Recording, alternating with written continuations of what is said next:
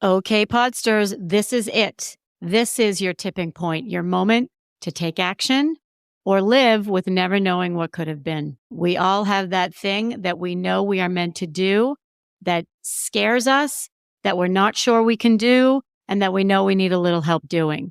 My Do the Thing Fall Retreat is happening October 13th through 15th in where else? Cape Cod, in the tranquil seaside town of Truro, where I've hand selected a beach house for 9 like-minded women to get together and do the thing. You already know that there's a life waiting for you on the other side of this thing. And this powerful, intimate 2.5-day workshop is exactly what you need. If you don't do it now, you probably never will. Don't live with regret. Do the thing. Click the link, fill out the very brief application. Let's hop on a call because I want to make sure it's the right fit for you. Together, let's do the thing.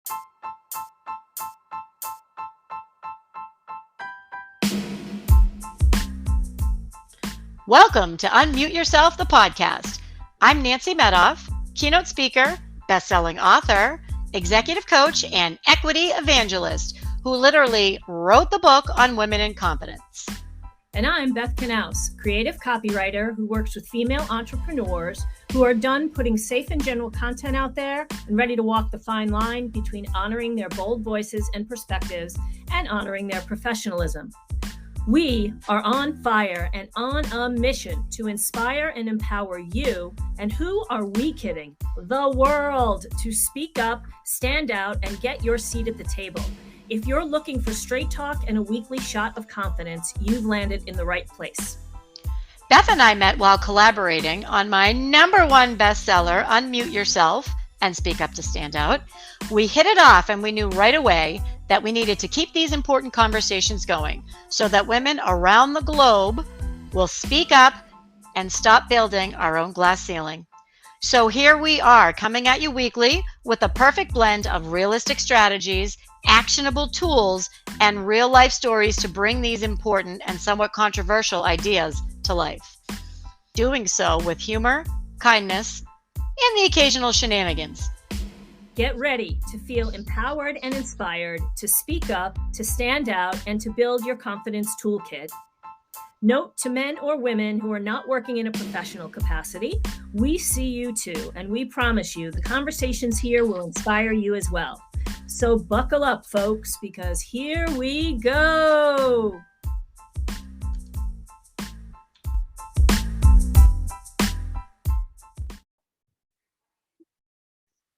Hey girl, hey. Hey girl, hey. Today we're talking about what you, I believe, called the mythical unicorn when we were writing this book together, called work-life balance. What do you think of that? Beth just grimaced everybody. So when I say work-life balance, what pops up for you? So I think what pops up for me is that it's a rigid statement. I think people see the word balance as being 50-50 and not being, what does balance look like? Do you need to be working 75% of the time and doing family things 25% of the time? Or maybe you don't have a family, so you don't need that much time, or maybe you do need more time for yourself and less time for work. And you have to kind of decide what that is, and that it's ever changing. And how do you set boundaries around that so that it works for you? Totally agree. I totally agree. It's funny, as you were saying that, I was thinking about one of my first speaking gigs ever. This was probably 20 years ago. I was asked, how do you balance your work and your personal life? That used to be, it still is actually one of the #1 questions I asked. And how often do you think the men are asked those questions? That question? I'm going to guess Zippo. Yeah. And how many times have you seen a man on a plane being asked who's home with your kids?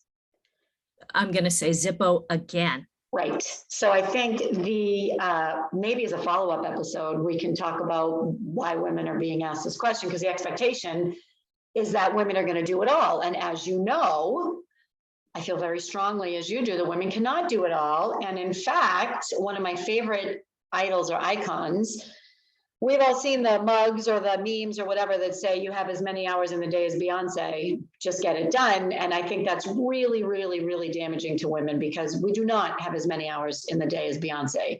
And if you've read the book or if you read the book, I think it's chapter 9, talks about Beyonce has an army. She has a hairdresser that gets $1 million a year. She has jets, she has travel agents, she has handlers, she's got everything. So we do not have as many hours in the day as Beyonce.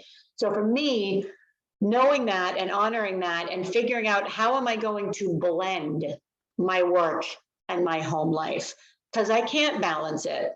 No one can. So let's get rid of that expectation and instead talk about the blending. So talk about the gray, which is, I think, pretty much what you were saying, right? Yes, I agree. Yeah. And I think, to do that, you also have to be communicating, right? Part of boundaries is communicating. And so whether you have roommates or you have a partner or you have children or whatever, there needs to be communication of, hey, these are my responsibilities at my job and I need to honor those. And these are my responsibilities at home, and who's handling those responsibilities, right? How are we sharing them is kind of a way of setting boundaries so that you're not leaving one and running to the other in a panic that you can't do something that you need to do when there's somebody else who could do it. Yeah, so it's interesting as you're talking about this, and we didn't talk about this when we were talking about the episode. I'm thinking about a boss I had who was awful fairly recently, a little whatever, in my later years in my career. And she had zero boundaries, none. She was a workaholic. She had all kinds of issues. We won't even get into that. But I remember pushing back and she wouldn't have it. So for example, we would be in a meeting like you and I are right now, and she would be texting me, telling me what to say in the meeting, texting me while I'm in the meeting, telling me what to say in the meeting. And it got to the point where I turned my phone off when we were in these meetings. And she would say, well, why do you have your phone turned off? I'm like, because I can't think and I can't function if you keep texting me. She would text me at all hours of the night. So I had to turn my phone off.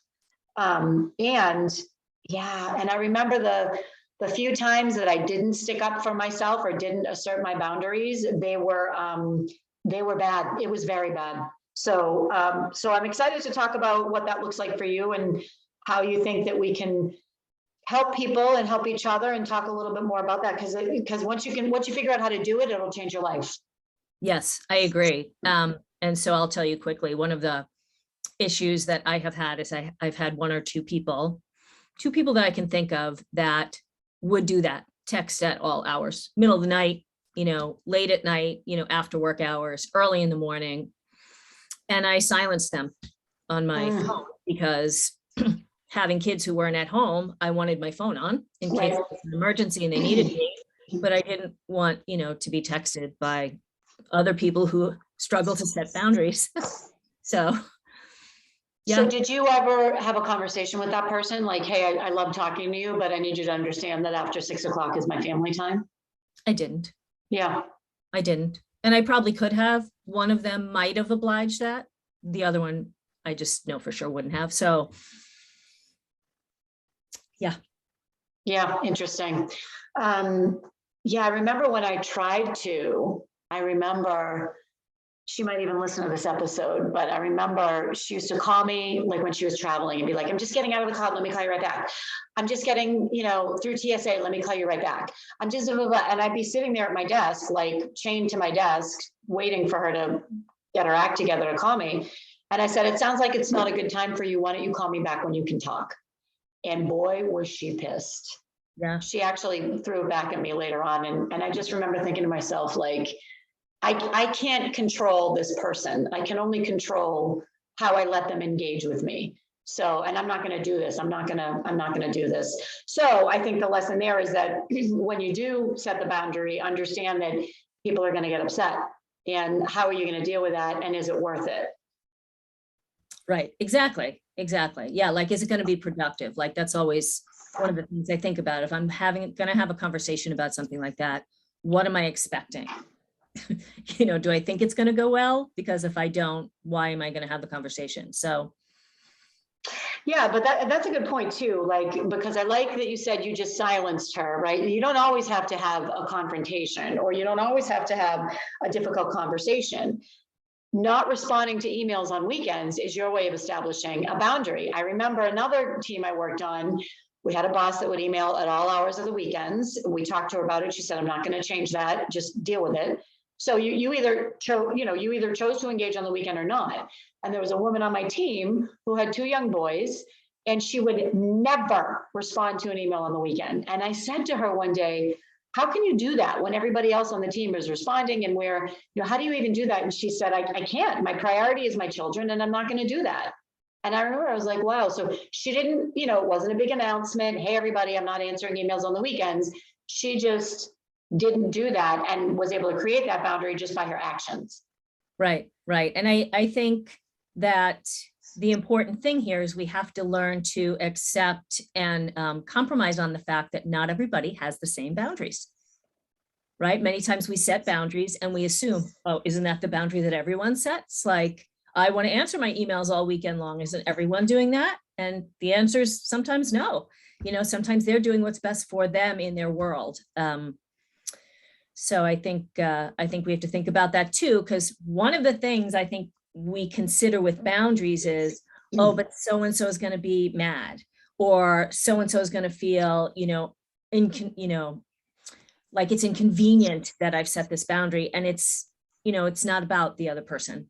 When you're setting boundaries, you're kind of protecting your own time. If they're reasonable boundaries, obviously, you're protecting your own sanity, your own, downtime that you need either away from your life or work.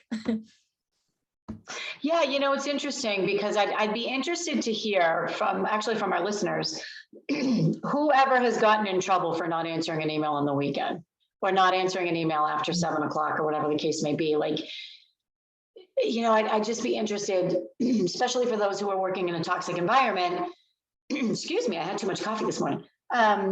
Who got significant pushback besides me, because I know I did several times when I tried to do that, but I didn't care. My mental health and my sanity was more important. So I think it's important, because you look at, if you're the boss, how do you set the boundaries with your team? And we also talk about that in the book, is just because you're a workaholic, or if you want to be a workaholic, don't assume the rest of your team does, and be respectful of their lives.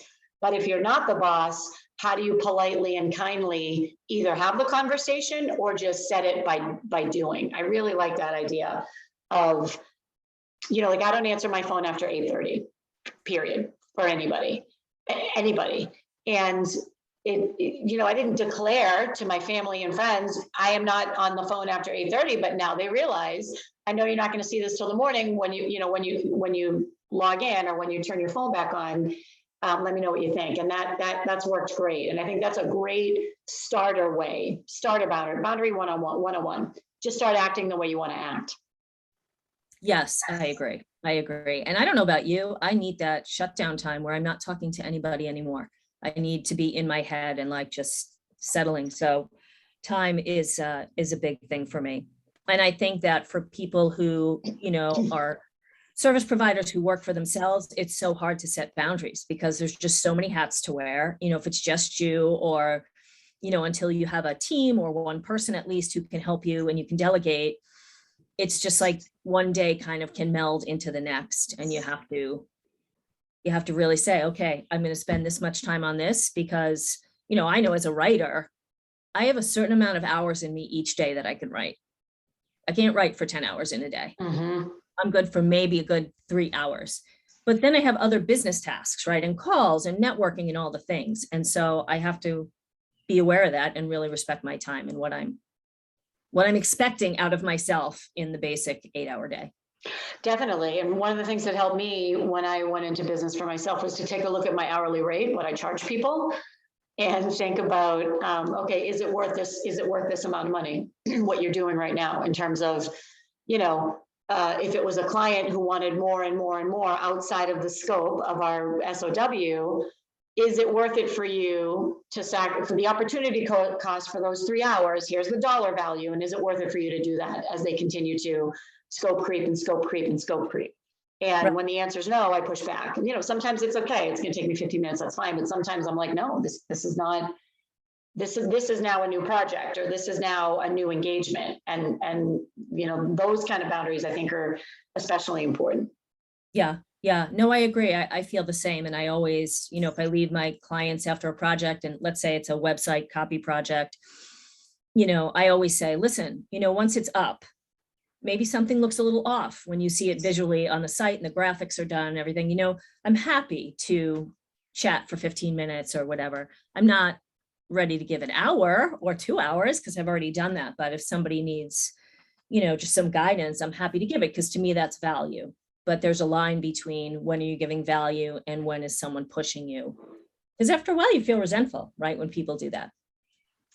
Well, I don't feel resentful. I am resentful when people do that. Right. All right. In this case, my feeling is a fact, that I do feel, yeah, no, I totally agree. I totally agree. So it's interesting because right now it's the end of June and this episode will be airing in July, where I am trying to take a whole month off. I committed back in December that I would try to take the whole month of July off. And this brings me the long way to this concept of work-life blending, because in my corporate world, I would have taken the whole month. I would have taken 2 weeks in July off, and that would have been it. I would not have checked email because I can't compartmentalize. If I'm going to check an email really quick on a Sunday, I'm probably going to act on it, and then it's going to torpedo my Sunday, and I'm going to be bitter. So going to work for myself, I've really had to do more work-life blending, and everybody has to now, or anybody who's working in a hybrid environment. You have it right in front of you, excuse me. So how do you set those boundaries around, well, it's a trade-off. For example, I'm going to work through lunch today so I can leave at 3 o'clock and go see my kid's soccer game. Or, you know, I'm going to take the month of July off, which I am, but I'm not putting my out of office on because I work for myself and I don't want to miss an opportunity. I'm going to check email once a day. I actually put together a little manifesto that was kind of like my boundary guides for July. It's, you know, I'm going to check email once or twice per day. I'm only going to be on social media to engage. I'm not going to scroll and do all that stuff. You know, a couple other things. I have an out of office and I have my VA who's going to step in as needed. So that to me is blending, this concept of work-life blending. I'm still pseudo working because I'm keeping my eye on things, but I'm not really that focused. And that's going to be hard for me. So it'll be interesting to see how it goes, because that's tough for me. I'm either on or I'm black and white. Yeah. Rough. So this makes me think of, like, I'm sure this is in many cases, but like in the art world, what they say is, you know, learn all of the basics first, learn all of the essentials, all of the basic skills, and then break them as you see fit. So I feel like boundaries is a little bit like that. I feel like once you master your boundaries and you know that you have them, what they are and how, you know, how you set them, I think it allows for more time, of course, and flexibility, right? Like there are many times where I will say, oh, I want to take this day off because my friend is going to be in town. And that week, maybe I am going to work an extra hour at night, or maybe I'm not going to take my lunch, or I'm going to, you know, have a working lunch or whatever, because I also know I took a day off because I'm working for myself and I'm in charge, right? And I can take that day, but I also want to kind of balance in some way and compensate for that time off. And I really like having that flexibility. Is a big piece for me of why I actually don't know how people work in corporate and they work certain hours and certain days under somebody else's watch. Well, that's right. That's why it's even more important that those people, and those of you who are listening who do work in a corporate environment, it doesn't mean you have to do whatever the culture dictates that you do. Nobody's going to tap you on the shoulder and say, take the rest of the day off. You're the one that sets those parameters. You're the one that decides, I'm not going to answer this lunatic's email at 11 o'clock on a Sunday night. That's on you.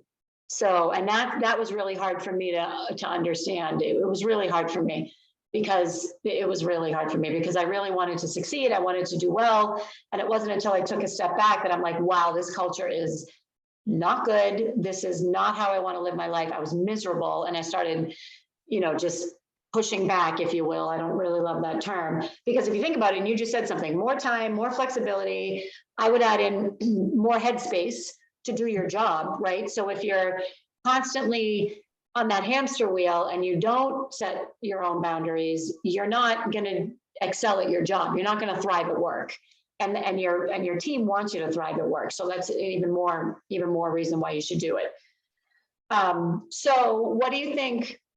Like, do you have a list, or is this just in your head, your boundaries? So my boundaries are pretty much in my head. I think I'm pretty good at boundaries, especially when it comes to time. But I'm just going to say something. Lost it Again, second time today. Yeah, well, that's what happens, right? That's what happens. Well, that's another episode. That's the ageism episode. Yeah, that's coming. So for our call to action, do you think we should, so we actually have two different opinions on this one. So, or not opinions, but two different calls to action. Yours, well, mine, I'll say what mine is, and then you can unmute yourself and speak. Mine was to pick one thing that you're going to do differently.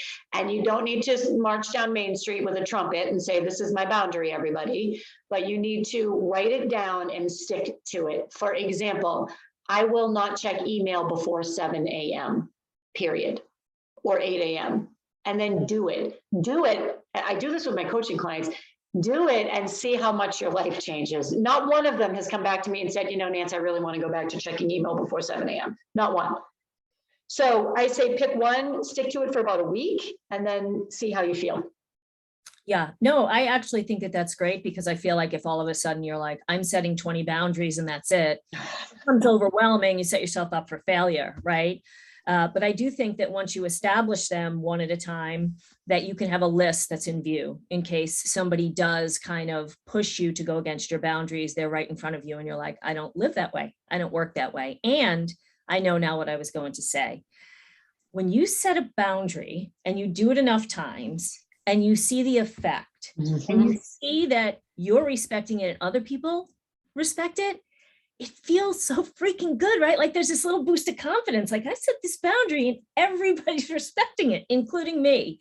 And I just think it's a feel good thing. It's a way to really kind of pump yourself up. So it's contagious, totally contagious. And it spills over into your personal life. It wasn't until I started doing it at work that I then became more comfortable doing it in my personal life. And now and vice versa. It's fantastic. So listeners, we encourage you to pick one. And then after you pick one, pick another one. And then after you pick another one, pick another one. And let us know how it goes. We'd love to hear. Anything else on your end, Beth, my partner? I don't think so. I'm actually feeling pretty good about boundaries right now. So am I. I'm going to go think of some new ones. Awesome. Maybe I'm just going to walk around and be like, who can I boundary today? That's right. Which I think would be great. So do you want to say bye? I guess so. So. All right. You go first. Bye, girl. Bye. Bye, girl. Bye.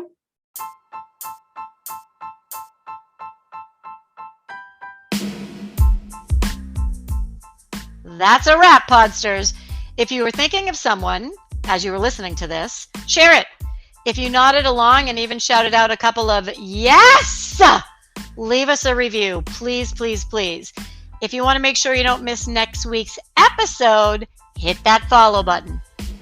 And you can find us everywhere. And if you would like to learn more about us and exactly what we do, take a look in the show notes for our deets.